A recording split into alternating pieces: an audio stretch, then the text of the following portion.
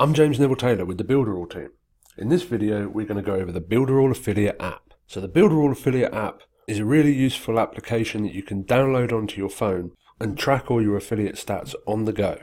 So to access the affiliate app, you need to come to Builderall Business and then click on the dashboard. And then scroll down and you're going to see the app right here. Right now it's just the Apple app as the Android app is being updated. So I'm going to click on the Apple app and it's going to take me to the App Store preview.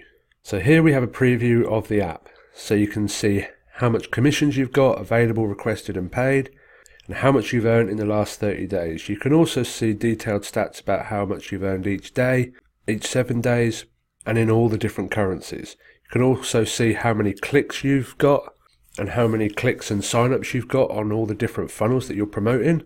And you can also keep up with all the news. So any big news will be published in the app as well. So it's a really cool, useful app to keep updated on your Builderall affiliate stats on the go. So in this video, we went over the Builderall affiliate app.